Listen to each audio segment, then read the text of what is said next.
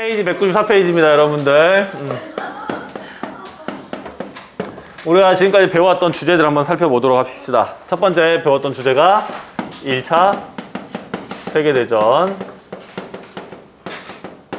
1차 세계대전은 우리가 전쟁의 배경, 그 다음에 전쟁이 발생했던 원인 같은 것들을 배웠고, 사라예보 사건과 과정과 결과 이런 것들을 우리가 이야기를 했었습니다. 다음 두 번째로는 러시아 혁명에 대해서 배웠죠. 그래서 러시아가 혁명이 일어나서 사회주의 국가로 변화하는 걸 배웠고요. 우리는 이번에는 세 번째 시간입니다. 세 번째 주제가 되겠죠. 중국의 반제국주의 운동이 오늘의 주제입니다. 자, 그러면 이 주제 제목이 많은 거를 이야기해주고 있는데, 이 반제국주의라는 게 뭘까? 자, 그럼 다시 물어볼게요. 제국주의라는 게 뭐야? 식민지 확보를 위한 팽창 정책이지. 우리는 지금까지 그런 팽창 정책을 펼쳤던 국가들에 대해서 주로 배웠다고 하면, 오늘은 그 팽창 정책의 영향을 받았던 국가의 입장에서 이야기를 해볼 거란 말이야. 즉, 여기서 반은 절반이라고 얘기한 친구들이 있었는데, 그 절반이 아니라 반대한다라는 뜻이야. 즉, 제국주의에 반대하는 운동이 중국에서 펼쳐진 이야기를 우리가 살펴보도록 하겠습니다. 그래서 오늘 첫 번째 주제는요, 배경을 보도록 할 거고요. 이 배경에서는 첫 번째 중국의 쇠퇴와 일본의 성장을 우리가 좀 이야기를 하고, 그 다음에 시대적 상황을 우리가 이야기할 겁니다. 다음 두 번째 주제는 중국의 반제국주의 운동, 이거에 대해서 시기 순으로 우리가 좀 이야기를 해볼 예정입니다. 그래서 우리가 어렵게 생각하지 마시고 일단 배경을 배운다, 그리고 나서 반제국주의 운동에 대해서 배운다 라고 생각하시면 되겠습니다. 일단 우리 교과서에는 딱 반 페이지로 나와 있고요. 요 앞에 배경은 전혀 언급되어 있지 않습니다. 그러니까 정신 바짝 차리고 집중해 주시길 바랍니다. 첫 번째 배경, 중국의 쇠퇴와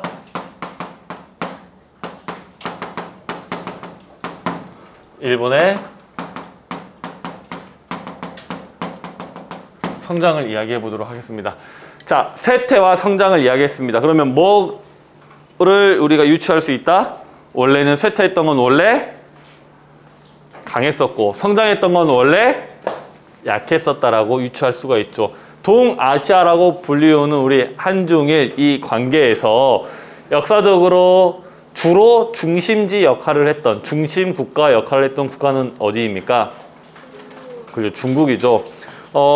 중국에서 많은 문명이 시작이 됐고요. 많은 역사적인 발명품들이 만들어졌고요. 많은 문화가 중국에서 시작했던 것은 부정할 수 없는 사실이죠. 즉, 중국이 이 지역에서 매우 중심성 높은 중심 역할을 하는 국가였어. 그 중국에서 문화가 어디로 먼저 퍼져나가? 한중일의 관계에서 한국, 조선, 고려 이쪽으로 퍼져나오고, 그 다음 어디로 넘어가? 일본으로 퍼져나가게 되는 관계였던 거지. 즉, 넘버1은 중국이었고, 넘버2는 조선이었고, 넘버3는 일본이었다라는 거야. 이해되셔? 이런 관계 속에 있었다라는 거야. 그래서 이 사대주의, 옛날 우리나라에 있었던 그 사대주의를 보면 중국은 대국이고, 우리 조상님 모두가 이런 생각을 갖고 살았던 건 아닙니다. 중국은 대국이고 우리는 그와 친구거나 소국이거나 작은 직 정도 되는 소국이다. 그래서 대국 옆에 우리까지는 그래도 작은 중국, 소중국이고 하니 우리까지는 사람이고, 그 밖에 있는, 우리 밖에 있는 것들은 뭐다? 사람이 아니다. 문명국이 아니라는 거지. 그래서 그걸 뭐라 불렀어? 오랑캐, 왜, 이렇게 불렀던 거지. 이해되신가? 자, 이런 역사적인 배경이 있었는데, 그런 중국이 쇠퇴하고 그런 일본이 성장했다라는 이야기를 좀 나눠드리도록 하겠습니다. 첫 번째, 아편 전쟁입니다. 아편 전쟁은요, 청나라와 영국이 했던 전쟁이고 1840년, 1856년 두 번에 걸쳐서 일어났던 전쟁입니다. 일단 먼저 아편이라는 게 뭐야? 아편, 마약입니다. 마약 때문에 일어난 전쟁이야.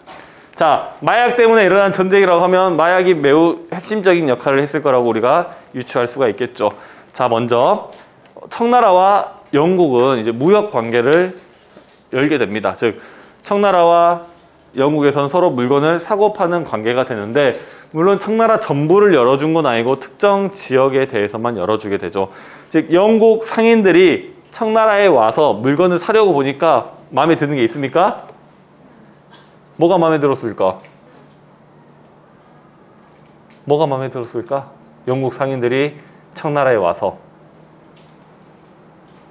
첫 번째로 비단, 그 부들부들한 비단이 마음에 들었고요. 두 번째로 차, 티가 마음에 들었고, 세 번째로 도자기, 이런 것들이 마음에 들었단 말이야. 즉, 이런 고급적인 것들, 고급 물건들이 아주 마음에 들었어요. 그래서 그 물건들을 사서 갑니다. 그러면 청나라 입장에서 영국에서 갖고 온 물건 중에서 뭐가 마음에 들었을까?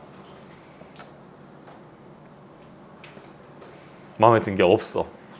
영국에서 자랑했던 거는 면직물.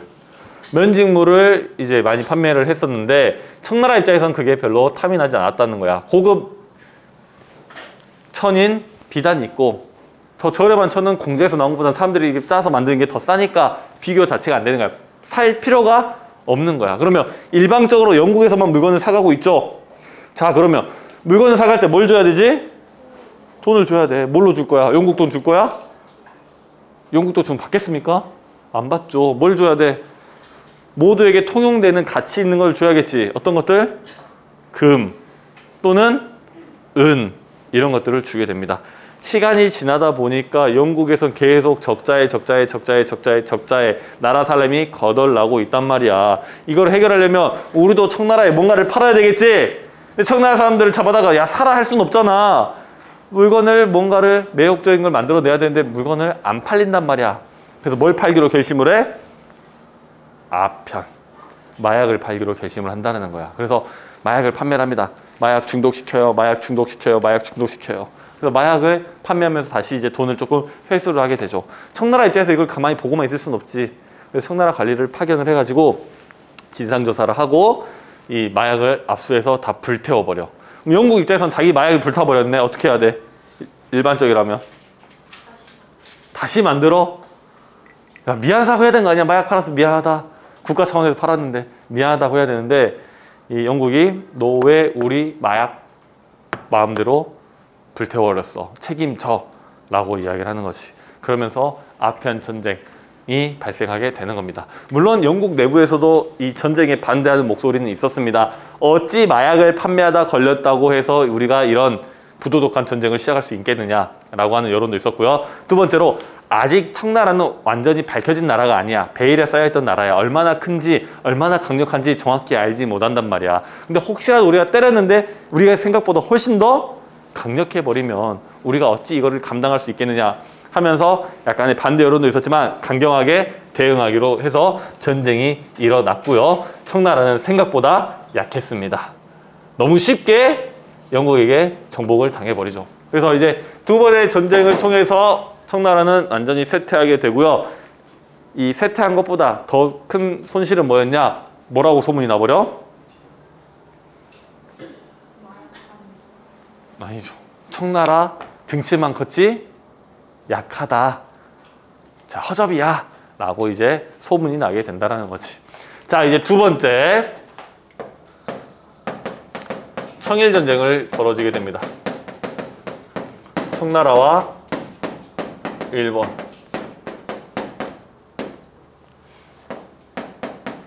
(1894년) 청나라와 일본이 전쟁을 하게 되죠. 우리 아까 처음에 얘기했던 한중일 이 세 나라의 관계에서 넘버원을 지켰던 나라는 주로 어디다? 중국이다. 두 번째 나라는 조선 또는 이제 한반도에 있던 뭐 고려든 어쨌든 이런 나라였다 하는데, 이 일본, 가장 문명의 끝자락에 있다라고 여겨졌던 이 일본이 이 큰 나라인 청나라를 공격해서 이겨버립니다.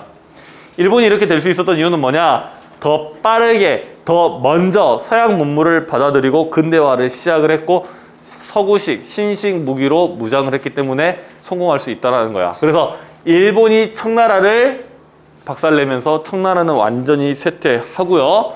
이제 일본은 승승장구, 강력한 나라로 크게 되는 거죠. 자, 세 번째, 이제 이것을 못 박아버리는 사건이 발생하죠. 무슨 전쟁? 러일 전쟁이 일어나게 되죠. 러시아와 일본의 전쟁이었습니다. 1904년도 러일 전쟁이 일어나면서 러시아와 일본이 전쟁하게 되고 일본이 러시아를 완전히 압도하게 이기게 되죠. 일본의 뒤에 누가 있었지? 누가 도와줬어? 이 사건에 대해서, 이 전쟁에서. 영국이 도와줬잖아. 우리 이거 할 때 이야기 배웠잖아. 이거랑 연동되는 거야. 러일 전쟁에 폐쇄기 짓고 물가가 올라가니까 빵 좀 주세요, 빵 좀 주세요 하면서 궁궐 앞에 찾아갔잖아. 그래서 황제가 뭘 줘버려? 뭘 줘? 빵이야, 빵이야.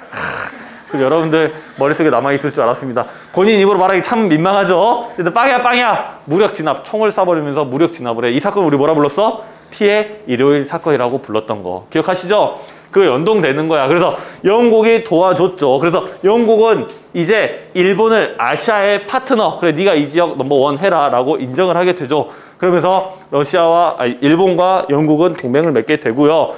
이게 동맹이 어디로 이어지냐? 1차 세계대전으로 이어집니다. 1차 세계대전에 일본 참전을 해요. 누구의 편으로? 영국의 편으로 참전을 하게 됩니다. 물론 유럽까지 가서 싸우는 건 아니야. 근데 이 뒤에 이어질 이야기와 매우 높은 관련이 있습니다. 일본과 영국은 동맹이다. 영국의 편을 들어서 1차 세계대전에 참전을 했다라고 일단 정리해 두시면 되겠습니다. 자, 두 번째 시대적 상황으로 갈게요. 시대적 상황에서 쓸 거가 조금 많아요. 첫 번째 좌우, 조우, 만, 한자어로 교주만입니다. 조차지를 이제 내어주게 되죠. 청나라와 독일에게 관계이고요. 1898년도의 일입니다. 좌우조우만, 교주만이라고 불리는 곳을 이제 조차지, 땅을 빌려주는 것입니다. 이 뒷이야기를 좀 해드리냐면 독일이 이제 외부 확장해 나가면서 독일이 중국에다가 식민지를 개발하고자 땅을 빌려오는 겁니다. 이 만이라는 건 뭐냐 하면 여기가 바다고 여기가 육지이면 이렇게 튀어나온 곳을 우리는 곳이라고 부르고요. 이렇게 들어가는 곳을 만이라고 부릅니다. 이 만은 파도가 약하고 뭘로 개발이 될 수 있다 하면 항구로 개발이 될 수 있는 겁니다. 즉, 이 움푹 들어간 만을 빌려서 이제 식민지로 개발을 하는 것이죠. 이 좌우조우만이 어디 있냐 하면 여러분들 혹시 청도라고 들어보셨습니까? 청도. 혹시 칭다오는 들어보셨어요? 칭다오 많이 들어보셨죠? 칭다오는 뭐가 유명하죠? 그죠? 여러분 떠올리고 있는 맥주. 요 지역이 이제 청도, 칭다오 지역인데 이 지역에 이제 좌우조우만을 조차지로 빌려오는 겁니다. 이 칭다오 맥주가 유명한 것도 저것과 관련이 있습니다. 왜냐하면 이 사람들이 식민지를 개발했는데 뭐가 먹고 싶어? 고향에 맥주가 먹고 싶어. 그래서 독일의 기술, 독일의 설비를 가지고 공장을 만듭니다. 그렇게 나온 게 칭다오 맥주고 그게 연결되고 이어져서 지금도 유명한 맥주가 됐다라고 보시면 되겠습니다.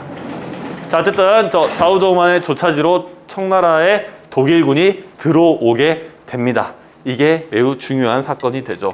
자, 두 번째 1911년에 신해혁명이 일어납니다. 1911년 신해년에 신해혁명이 일어나서 중화민국이 건국이 돼요.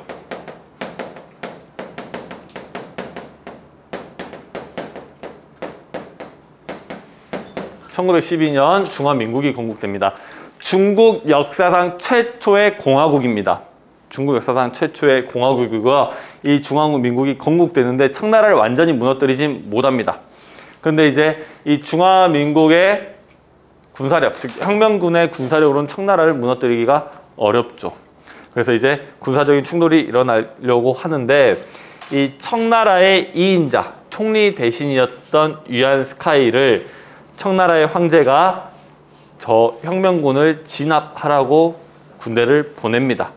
근데 군대를 딱 이끌고 간 유안 스카이가 이 신의 혁명, 즉 이 중화민국을 이끌고 있는 이 순원이라는 인물을 만나요. 만나서 이야기해보니까 이거 내가 이거 각이 안 나오는 거야. 이거 내가 해서 청나라가 어떻게 될까? 라는 이야기를 왔다 갔다 하면서 순원이 유안 스카이에게 제안을 합니다. 무슨 제안을 하냐면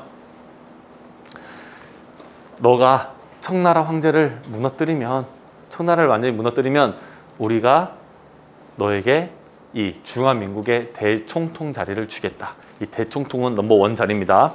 이 자리를 주겠다라고 이야기를 해요. 유안 스카이, 이건 무슨 소리야? 황제를 뭐 하라는 소리야? 배신하라는 소리지? 배신합니까? 예, 배신하고 청나라 황제에 가서 이런 이야기를 하죠. 황제씨여, 혹시 우리 프랑스라고 아십니까? 루이 16세 길로틴이라고 아십니까? 혁명이 일어나서 목 잘리고 다 죽을 수도 있습니다. 이런 이야기를 하면서 이제 황제를 몰아내게 되죠. 그래서 결국 청나라 황제는 끝이 나게 되고요. 청나라는 끝나게 되고 이제 중화민국의 나라로 변화하게 됩니다. 그래서 순원이 임시 대총통 자리를 유안 스카이에게 넘겨주게 됩니다.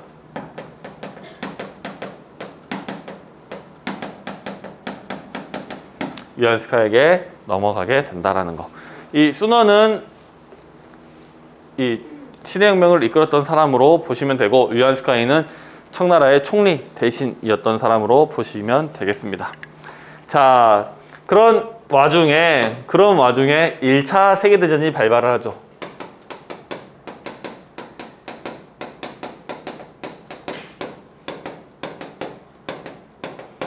1차 세계대전 몇 년도? 여러분들 정확한 연도, 역사적 사건을 다 외울 필요는 없지만 기준점이 되는 사건들은 좀 외워두라고 했었죠. 1차 세계대전은 1914년부터 18년도까지 있었습니다. 1차 세계대전이 발발하니까 아까 선생님이 여기서 이야기했던 일본과 영국의 동맹 이야기해놨죠. 일본과 영국의 동맹이면서 1차 세계대전이 발발하니까 일본은 영국의 편에 서서 전쟁에 참여합니다. 어디로 들어가? 청나라 안에 있는 독일군을 치겠다라고 들어가는 겁니다. 그래서 군대를 이끌고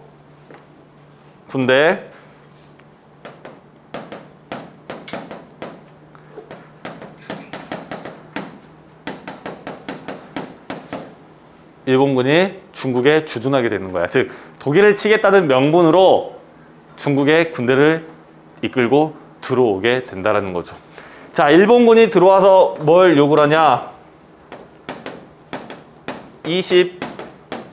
21개조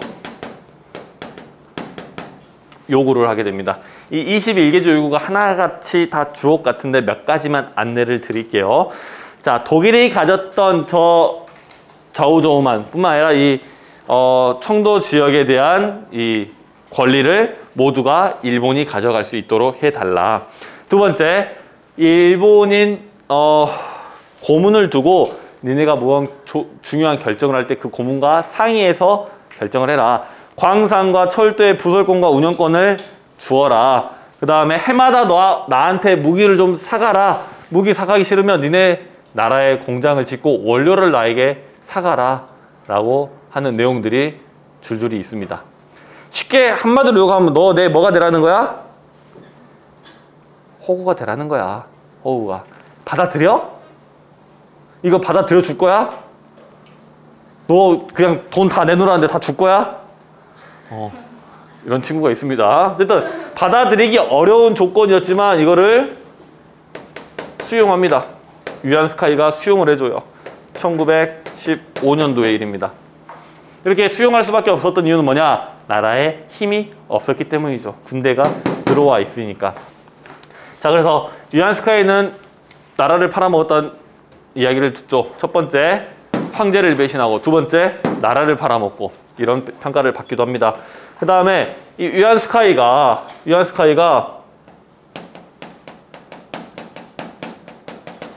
사망을 해요. 1916년도에 위안스카이가 사망을 하고, 이 위안스카이가 꽉 쥐고 있던 군사력, 이게 정점을 찍고 있던 사람이 없으니까 그 밑에 사람들이 이제 혼란을 겪게 되겠죠. 여러분들 영화 같은 데 보면, 조폭 영화 보시면 두목이 죽으면 밑에 사람들이 사이좋게 하나씩 서열이 올라가나요? 그렇지 않죠. 서로 내 거다, 네 거다 라고 싸우게 되는 일이 발생하게 되죠. 그래서 군벌들이 난립하게 됩니다. 군벌이라고 하는 것은 군사 세력을 가진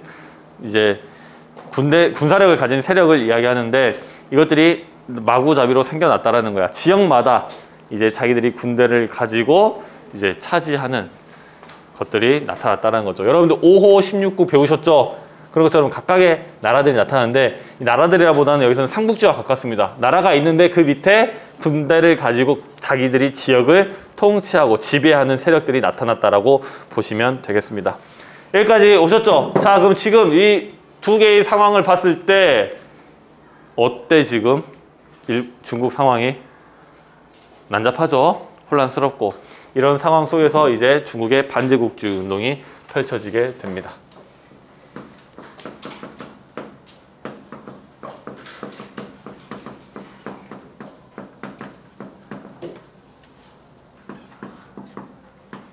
중국의 반제국주의 운동.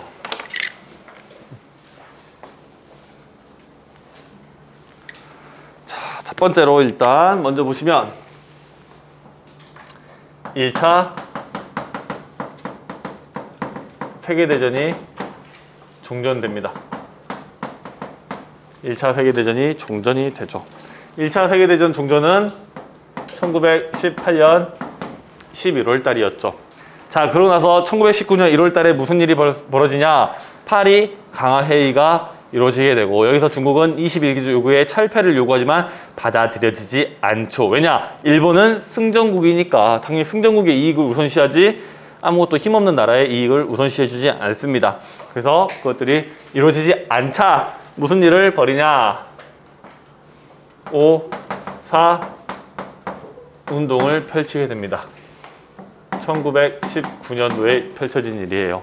5.4 운동은 우리나라의 3.1 운동의 영향을 받아서 발생한 사건입니다. 그래서 이 5.4 운동에서 원했던 바는 뭐냐면 21개조 요구를 철폐하고 반 제국주의의 성격을 띤 운동이었다. 그래서 이런 내용들의 운동이 펼쳐지게 됐었다. 그러나 큰 효과는 없었다. 그렇게 이제 시간이 지나가게 되죠. 그러다가 이제 이 중국의 상황을 한번 살펴봅시다. 군벌들이 난립해 있지만 나라는 있나 없나? 지금 국가가? 지금 중국에 나라가 있어 없어? 왜 없어? 중화민국이 있다니까요. 중화민국이 있고요. 중화민국이라는 나라가 있지만 이제 군벌들이 자기들 지역을 통치하고 있는 거야. 그럼 이 중화민국을 이끄는 사람은 목적이 뭘까? 이 군분들을 토벌하고 하나의 안정된 나라를 만드는 게 목적이 되겠죠. 그래서 이제 국민당과 공산당이라는 당이 있습니다. 국민당은 가장 큰 당이고요. 공산당은 아주 작은 당인데, 이 공산당은 금수저입니다. 뒤에 누가 있어? 소련이 있어. 소련. 그래서 소련을 뒷배로 둔 공산당이 있습니다. 그래서 이 둘이 힘을 합쳐요. 뭐 하자고? 하나의 나라를 안정적으로 만들자. 군벌들을 토벌하자라는 목적으로 만나게 됩니다. 그래서 1차 국공 합작이라는 게 일어나게 됩니다. 국공이라고 부르는 것은 국민당과 공산당을 이야기합니다. 그래서 1차 국공합작은 1924년부터 1927년까지 이루어지게 되고요. 목적은 뭐였냐 하면 군벌 퇴치, 또는 토벌이라고 보시면 되겠습니다. 군벌을 퇴치하고 토벌하고 타도하고 하자 하는 게 1차 국공합작의 목적이었습니다. 이 당시 국민당의 우두머리는 누구냐 하면 순원이라는 인물이었습니다. 근데 순원이 이 와중에 죽어요. 그래서 그 뒤에 이제 장제스라는 인물이 나타나는데 장제스가 이제 상해에서 쿠데타를 일으켜서 공산당원을 확 많이 죽여버립니다. 장제스는 뭐라고 생각했냐면 공산당을 싫어했고 이대로 두면 언젠가 이 공산당 친구들은 문제를 일으킨다라고 생각해서 다시 뒤통수를 치게 되죠. 그럼에도 불구하고 처음에 국민당과 공산당이 힘을 합쳤던 이유는 뭐냐면 국민당은 공산당 뒤에 있는 소련의 무기 지원이 탐이 났고요. 그 다음에 공산당은 일단 합쳐 놓으면 언젠가 이 국민당의 우두머리 자리를 우리가 차지하고 한 번에 이 조직 자체를 먹어버리겠다. 쉽게 생각하면 기생충이라고 생각하시면 됩니다. 방법이. 그렇게 해서 1차 국공합작이 나타나게 되죠. 그래서 이거의 특징은 뭐냐? 소련의 지원을 받는 특징이 있었다. 근데 이제 장제스가 뒤통수를 치면서 1차 국공합작은 끝나게 됩니다. 1차 국공 내전이 발생하게 되죠.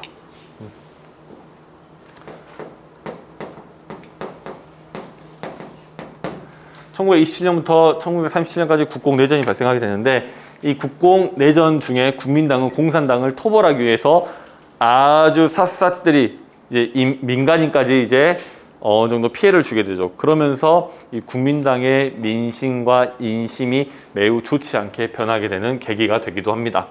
그러던 와중에 이제 대장정이라고 1934년부터 1935년까지 있었던 이 대장정이라고 하는 공산당이 국민당을 피해 도망가는 일이 있었습니다. 10만 명 정도가 시작을 했는데 끝에 나니 약 8천 명 정도밖에 남지 않는 엄청난 장정이었고 여기에 의미는 뭐냐? 이 대장정을 통해서 마오쩌둥이 공산당의 지도자로서 이제 입지를 다졌다라고 보시면 되겠습니다.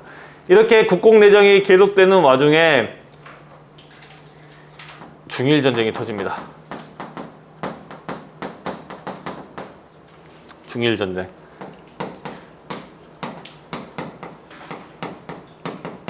(1937년) 중일전쟁이 터지고요. 이제 완전히 일본이 중국이 먹겠다라고 들어오게 되는 거죠. 여러분들 집에 강도가 들었어. 여러분들 가족과 싸우고 있어. 가족과 계속 싸우겠습니까? 강도랑 싸우겠습니까? 이걸 고민하고 있단 말이야? 강도를 먼저 몰아내고 일단 그 뒤에 가족들과 이야기를 해야지. 강도랑 힘을 합쳐 가족을 칠 거야? 아니잖아 그거는. 그래서 중일전쟁이 터지니까 일본이 완전히 중국이라는 나라를 먹으러 들어오니까 야 일단 우리 멈추자. 뭐 하자? 다시 힘을 합치자. 2차 국공 합작을 하게 됩니다. 그래서 1937년부터 1945년도까지 하게 됩니다. 이게 45 또는 46이라고 하는데 이제 전쟁이 끝나고도 이런 협의하는 기관들 때문에 46이라고 보기도 하고요. 나도 작년에 46이라고 가르쳤는데 그냥 심플하게 알기 좋게 45라고 그냥 정리를 하도록 하겠습니다. 크게 연연하지 않으셔도 된다라는 말이에요. 이 2차 국공합작의 목적은 뭐였냐? 대일 항전입니다. 일본에 대한 저항하는 전쟁이 대일 항전이 되겠죠. 자, 이런 와중에 이제 2차 세계대전이 종전이 되게 되죠. 2차 세계대전의 종전을 뜻하는 게 뭐다? 일본의 패망을 이야기하죠. 이제 일본이 패망했으니까 이제 뭘 해야 되지? 하던 거 마저 하셔야 되겠죠. 2차 국공 내전이 발생하게 됩니다. 그래서 1945년도부터 1949년도까지 이렇게 일어나게 되죠. 즉, 이 내용을 전체를 해결하며 이게 정리하자면 5.4 운동에서 시작된 반제국주의 운동이 이제 국공합작이라는 걸로 이제 일본에 저항하는 제국주의에 반대하는 운동으로서 진행되게 된다는 겁니다. 자, 이제 2차 국공내전은 1949년에 끝이 나게 되는데 이것들의 결과 한번 보여드리도록 하겠습니다. 결과 일단 국민당과 공산당으로 보시면 되겠고요. 지도자가 누구였냐 하면 국민당은 장제스, 그 다음에 여기는 마오쩌둥으로 보면 되겠고요. 이제 국가는 여기는 이제 중화민국 1912년도에 만들어진 중화민국을 계승을 하게 되고요. 여기는 중화인민공화국 1949년 건국을 하게 됩니다. 그래서 어느 지역에서 이거를 운영을 하게 되냐면 국민당은 이제 대만으로 들어가게 되고요. 여기는 본토를 차지하게 되는 이런 결과를 만들어내게 된다라고 보시면 되겠습니다. 됐나요? 혹시 질문? 자, 근데 마지막으로 한 번만 정리하면 우리가 총 4명의 인물이 나옵니다. 첫 번째, 손문, 한자어로 손문이라고 불리는 순원이 있고요. 두 번째, 한자어로 원세계라고 불리우는 위안스카이가 있습니다. 세 번째로는 이제 장개석이라고 불리우는 장제스가 있고요. 네 번째, 모택동이라고 불리우는 마오쩌둥이 있습니다. 이 4명의 인물을 잘 정리해 두셔야 되는데, 순원은 첫 번째로 이제 신의 혁명을 이끌었던 인물이기도 하고 중화민국의 임시 대총통이기도 하고 국민당의 지도자이기도 합니다. 두 번째, 위안스카이는 청나라의 총리 대신이자 이 중화민국의 대총통 자리에 올랐던 사람이고요. 세 번째로 장제스는 국민당의 지도자. 네 번째로 마오쩌둥은 공산당의 지도자로 잘 정리해 주시면 되겠습니다. 꼭 4명 잘 헷갈리시면 안 되고 꼭 잘 정리해 주셔야 됩니다. 이렇게 해서 오늘 수업 마무리하겠습니다. 끝!